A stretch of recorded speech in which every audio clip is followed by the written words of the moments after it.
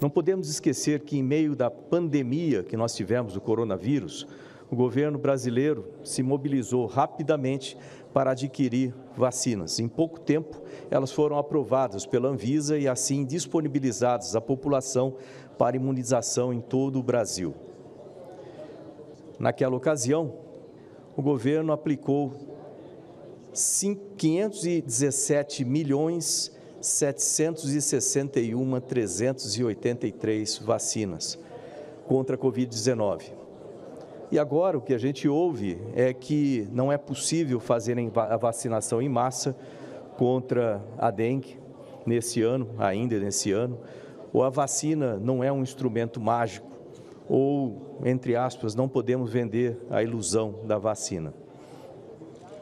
Essas são afirmações muito equivocadas.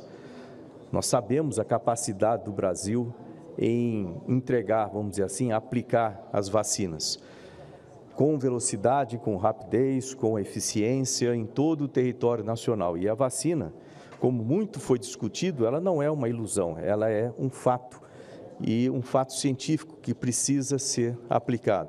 A gente precisa acostumar esse nosso país a trabalhar com prevenção ao invés de correção. Muito se vê aqui depois que acontece o problema, muito se espera até acontecer o problema.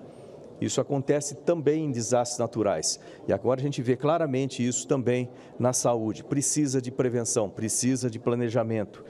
Nós já sabemos que o Brasil tem chuvas, o Brasil tem calor, e isso acontece todos os anos. O que nós precisamos é proatividade, que seja capaz de planejar de forma eficiente o combate ao mosquito da dengue. A crise atual é ainda mais alarmante. Já atingimos 1,3 milhões de pessoas acometidas pela dengue no Brasil, com mais de 360 mortes, na verdade 363 mortes e ainda 763 óbitos em investigação, o que levaria esse número acima de 1.000 mortes. Totalizaria, então, 1.126 mortes. Esses números são inaceitáveis, sem dúvida nenhuma, e evidenciam uma falta de articulação alarmante com essa tal de epidemia. Coordenação é muito importante, planejamento é muito importante. O que acontece é que vários estados estão decretando estado de emergência e a situação exige uma resposta coordenada, efetiva e imediata. Não dá para esperar mais isso. Eu vou perguntar de novo, quantas vidas poderiam ter sido preservadas se nós tivéssemos agido no início do ano passado? Durante a crise do Covid-19, nós aprendemos e combatemos no MCTI, através da ciência, uma ameaça global no mundo real, com estratégia formada antes da decretação da pandemia. Olhe na internet o desenvolvimento da Rede Vírus, MCTI, ali foi instituído no dia 10 de fevereiro de 2020, um mês antes da decretação da pandemia. Isso significa planejamento prévio. Agora, o Covid-19 foi algo inédito e global. A dengue é uma coisa que acontece todos os anos e a gente tem que resolver esse problema, tem que mitigar esse risco para a população.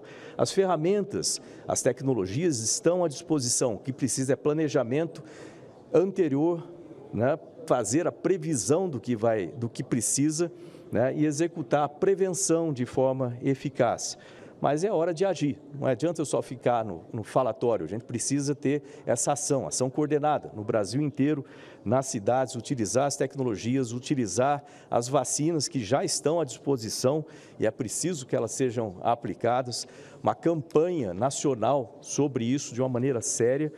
E eu quero ressaltar aqui também que tem o PL da minha autoria, número 3169 de 2023, são 3169, que está atualmente na CCJ, esperando a designação do relator. O senador Portinho já se prontificou, então espero que muito em breve esse PL seja votado na CCJ.